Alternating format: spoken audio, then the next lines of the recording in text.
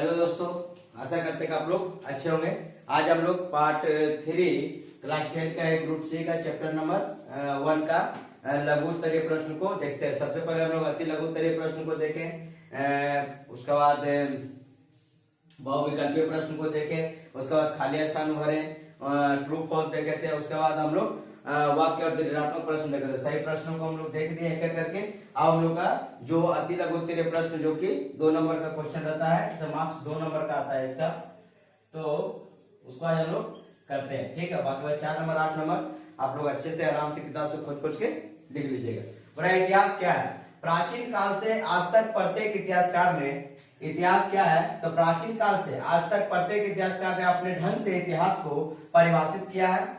प्राचीन काल से आज तक प्रत्येक इतिहासकार ने अपने ढंग से इतिहास को परिभाषित किया है। यूनानी चिंतक अरस्तु के शब्दों में इतिहास अपरिवर्तित अतीत का वृतांत है।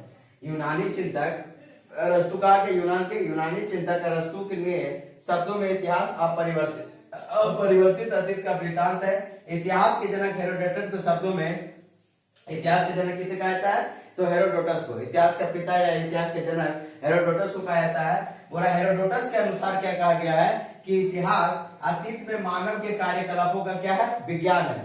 जो अतीत में बीता है, जो घटना बीता है, अतीत में मानव के कार्यकलापों का क्या है, विज्ञान है। इतिहास में रहता तो हम लोग पूर्वजों को नहीं जान पाते, पूर्वजों को नहीं समझ पाते। जैसे कि मान लीजिए कभी हम लोग देखते हैं कि आग जलाना वगैरह, तो ये सब कहाँ से हम लोग आदि मानव से देखते देखते उसको डेवलप करते करते सीखे। तो इतिहास को जानना क्या है, बहुत जरूरी है। जैसे अभी हम लोग का देश आजाद है, इससे पहले देश की आजादी के पहले कौन क्या हुआ, कितने महापुरुषों ने जान गंवाए, तो इतिहास को जानना एकदम बहुत जरूरी है। इसीलिए इतिहास को हम लोग जानते हैं कि इतिहास क्या है। तो इतिहास के जनक जो हेरोडोटस बोला है, इतिहास जो है अतीत में मानव कार्यकलापों का क्या है, विज्ञान है। अब 2 नंबर क्वेश्चन क्या बोल रहा है कि नूतन सामाजिक इतिहास किन किन तथ्यों और अध्ययन को किया जाता है। नूतन सामाजिक माने नया सामाजिक इतिहास में किन किन नूतन तथ्यों का अध्ययन किया जाता है। तो इस संदर्भ में इतिहास धर्म, राष्ट्रीय अर्थव्यवस्था, नैतिकता, आचार व्यवहार, भोजन, वस्त्र, कला, संस्कृति आदि का अध्ययन करता है। ठीक है, नूतन सामाजिक इतिहास में इतिहास धर्म, राष्ट्रीय अर्थव्यवस्था, नैतिकता, आचार व्यवहार, भोजन, वस्त्र, कला, संस्कृति आदि का अध्ययन करता है। इसमें राजनीतिक, वंशीय और संवैधानिक इतिहास की उपेक्षा की जाती है। ठीक है, इसमें राजनीतिक, वंशीय और संवैधानिक इतिहास की उपेक्षा की जाती है। बोला प्रथम ओलंपिक खेल कब और कहाँ आयोजित हुआ था। प्रथम ओलंपिक खेल यूनान में 776 ईसा पूर्व शुरुआत किया गया था। बोला था प्रथम ओलंपिक खेल 776 ईसा पूर्व यूनान में आयोजित किया गया था। फिर 1896 से लेकर के 1896 में स्टार्ट होने के बाद अभी तक जो जारी चलते जा रहा है, ये ओलंपिक है। बोला कि प्रथम ओलंपिक खेल 776 ईसा पूर्व यूनान में आयोजित किया गया था। 1896 ईस्वी में आधुनिक ओलंपिक खेलों का पुनः यूनान में ही, एथेंस में ही आरंभ किया गया। जो आज तक क्या है, प्रचलित है। आज तक क्या हो रहा है, ओलंपिक हर 4 साल के बाद ओलंपिक खेला जा रहा है। ठीक है, इसके बाद हम लोग 4 नंबर क्वेश्चन देखते हैं।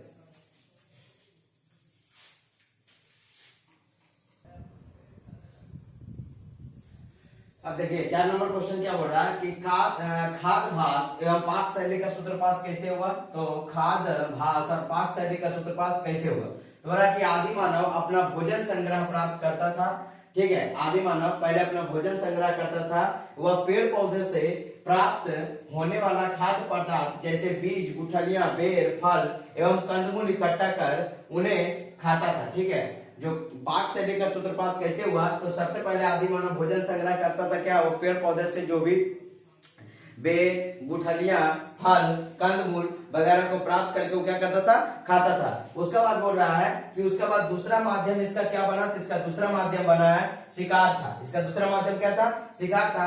पहले तो वो लोग कंदमूल वगैरह खाता था, कंदमूल इकट्ठा करके उन्हें खाता था। अब भोजन प्राप्त करने का दूसरा माध्यम उसका शिकार था। मानव शास्त्रियों के अनुसार नियंडरस्थल मानव ने आग का आविष्कार किया। मानव शास्त्रियों के अनुसार निएंडरस्थल मानव ने किसका आविष्कार किया? आग का आविष्कार किया और मानव मांस भून करके खाने लगे इसके फलस्वरूप पाक शैली का क्या हुआ? सूत्रपात हुआ कि जब आग का आविष्कार निएंडरस्थल मानव ने जब आग का आविष्कार किया उसके बाद मांस भून कर खाने लगा तो इससे क्या हुआ कि पाक शैली का सूत्रपात हुआ, मैंने पका हुआ भोजन। बोला कि किस युग में मनुष्य ने पहिए का आविष्कार किया? किस युग में मनुष्य ने पहिए का आविष्कार किया? यातायात के इतिहास को कितने भागों में बांटा गया था, इसका नाम लिखना। तो देखिए मनुष्य ने पहिए का आविष्कार नवपाषाण युग में किया, ठीक है। मनुष्य ने पहिए का आविष्कार कब किया था? तो नवपाषाण युग में किया था। और यातायात इतिहास को 4 भागों में बांटा गया था। कितने भागों में बांटा गया था? 4 भागों में। तो नवपाषाण युग में पहिए का आविष्कार हुआ। किसका आविष्कार हुआ था? पहिए का आविष्कार नवपाषाण युग में हुआ था। और यातायात इतिहास को 4 भागों में बांटा गया था। पहला था थल परिवहन, जिसको हम लोग लैंड ट्रांसपोर्ट भी कहते हैं। पहला था थल परिवहन, जो कि रोड वगैरह पे जो चलता है ना, उसको थल के श्रेणी में लिया जाता है। तो थल परिवहन उसको बोलते हैं जो रोड के द्वारा जाता है यातायात साधन। जल परिवहन जो जल के द्वारा जाता है उसे जल परिवहन वाटर ट्रांसपोर्ट कहते हैं। तीसरा रेल परिवहन जो रेल के द्वारा जाता है उसे रेल ट्रांसपोर्ट कहते हैं। और चौथा था उड्डयन, जिसको एविएशन कहते हैं, जिसको क्या कहते हैं? उड्डयन, जो कि हवाई जहाज वगैरह से यात्रा किया जाता था। तो बोलेगा आग का आविष्कार, पहिए का आविष्कार कब हुआ? तो पहिए का आविष्कार नवपाषाण युग काल में हुआ। पहिए का आविष्कार कब हुआ था? नवपाषाण युग काल में होता है। यातायात देश में कितने भागों में बांटा था? तो 4 भागों में बांटा था। पहला था थल, दूसरा था जल, तीसरा था रेल और चौथा था उड्डयन। पहला था थल, जो रोड के माध्यम से जो यातायात चलता है उसे हम लोग थल परिवहन कहते हैं। जो जल के माध्यम से चलता है उसे जल परिवहन कहते हैं। जो रेल ट्रैक के माध्यम से चलता है उसे रेल परिवहन कहते हैं। और जो उड़ने वाला हवाई जहाज वगैरह जो चलता है, जैसे हम पहले बताते कि हवाई जहाज कौन मंडल में उड़ता है? तो समताप मंडल, शांत मंडल। तो हवाई जहाज से जो जाता है उसे उड्डयन परिवहन कहते हैं, जिसको एविएशन बोलते हैं। अब इसके आगे 6 नंबर क्वेश्चन देखते हैं।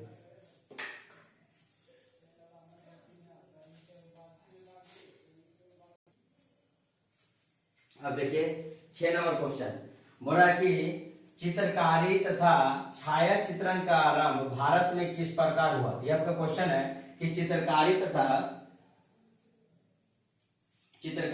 छाया चित्रण का आरंभ भारत में किस प्रकार हुआ? तो देखिए औपनिवेशिक शासन में कई तरह के नए कला रूपों, शैलियों, सामग्री और तकनीकों का सूत्रपात हुआ। औपनिवेशिक शासन जैसे हम लोग भारत हम लोग क्या थे? गुलाम थे। किसका? इंग्लैंड का था। तो उस समय कई तरह के कला रूपों, शैलियों, सामग्री और तकनीकों का सूत्रपात हुआ।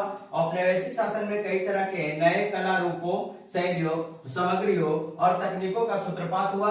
19वीं सदी के मध्य तक मतलब 1801 से लेकर के 1899 के बीच में, जिसको हम लोग 19वीं सदी के मध्य तक यूरोप से कई छाया चित्रकार भी भारत आने लगे थे। यूरोप से कई छाया चित्रकार कहाँ आने लगे थे? भारत आने लगे थे। उन्होंने तस्वीर खींची, स्टूडियो खोले और छाया चित्रकारी की कला को क्या किया? बढ़ावा दिया। जैसे आज हम लोग के पास मोबाइल है तो तस्वीर कितना आसानी से खींच लेते हैं, लेकिन पहले के जमाने में तस्वीर खींचने के लिए लोग या तो स्टूडियो में जाते थे, स्टूडियो से खिंचवा करके फोटो को लाते थे। लेकिन आज तो हम लोग का आधुनिक युग में आराम से मोबाइल है, जब मन तब फोटो क्लिक वगैरह कर लेता है। तो लेकिन पहले क्या करता था? फोटो तस्वीर खींचने के लिए स्टूडियो जाया करते थे और छाया चित्रकारियों की कला को क्या किया? बढ़ावा देने के लिए छाया चित्रकारियों से जुड़ी समितियों का क्या किया?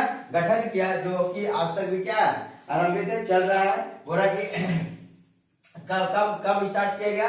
तो 19वीं सदी के मध्य तक यूरोप से कई छाया चित्रकार भी भारत आने लगे थे। उन्होंने तस्वीर खींची, स्टूडियो खोला और छाया चित्रकारी की कला को बढ़ावा देने के लिए छाया चित्रकारी से जुड़ी समिति का क्या किया?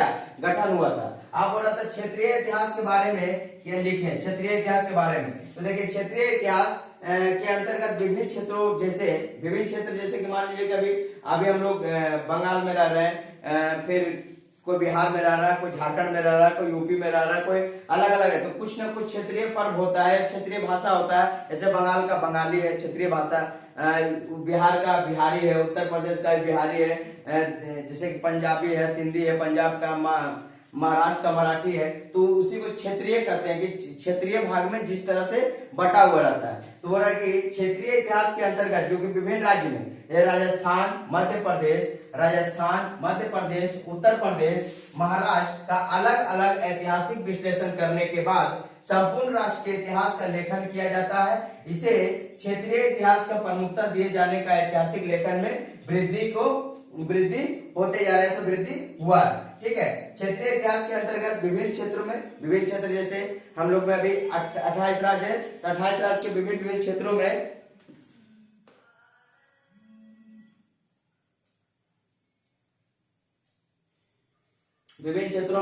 राजस्थान, मध्य प्रदेश, उत्तर प्रदेश, महाराष्ट्र के अलग अलग ऐतिहासिक विश्लेषण करने के बाद संपूर्ण राष्ट्र के इतिहास का लेखन किया जाता है। क्षेत्रीय इतिहास की प्रमुखता दिए जाने पर ऐतिहासिक लेखन में क्या हुआ? वृद्धि हुआ।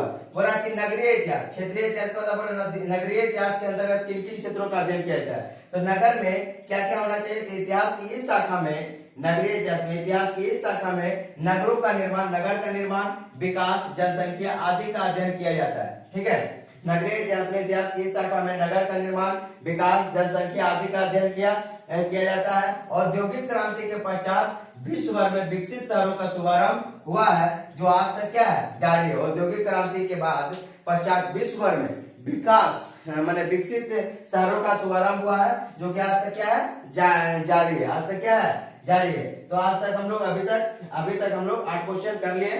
2 क्वेश्चन और 2 क्वेश्चन आगे को देखते हैं।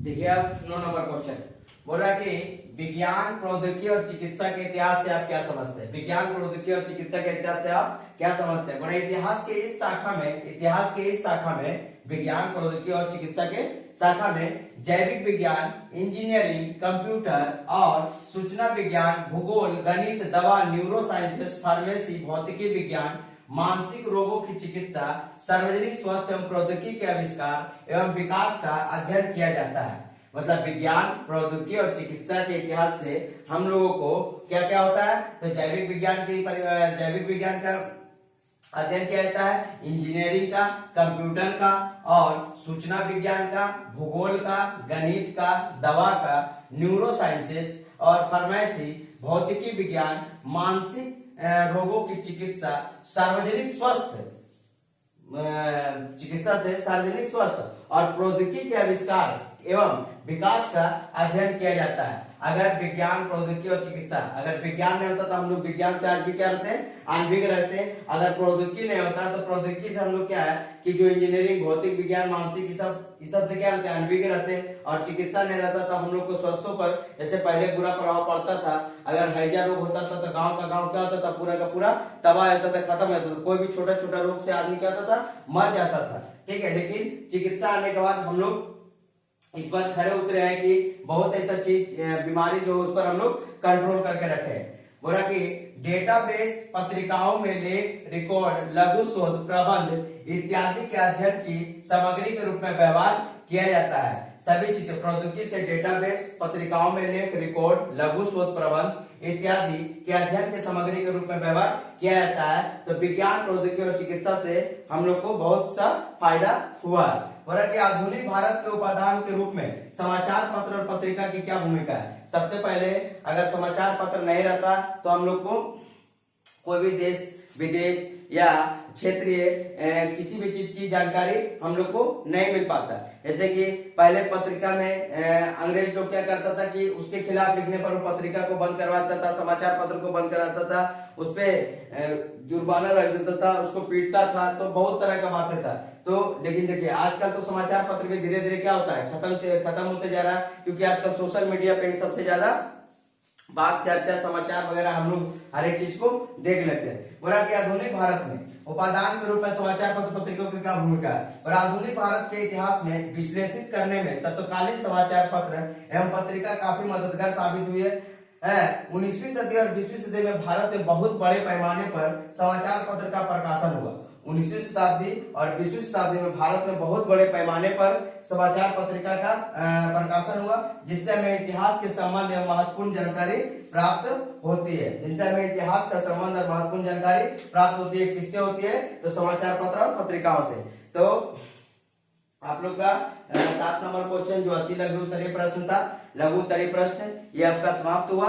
और पहला चैप्टर का आपका 1 2 3 4 5 6 7 नंबर तक का क्वेश्चन हम करा चुके हैं। आप आराम से एक एक करके कॉपी में नोट करके और एग्जाम का बढ़िया सा प्रिपरेशन या तैयारी कर सकते हैं।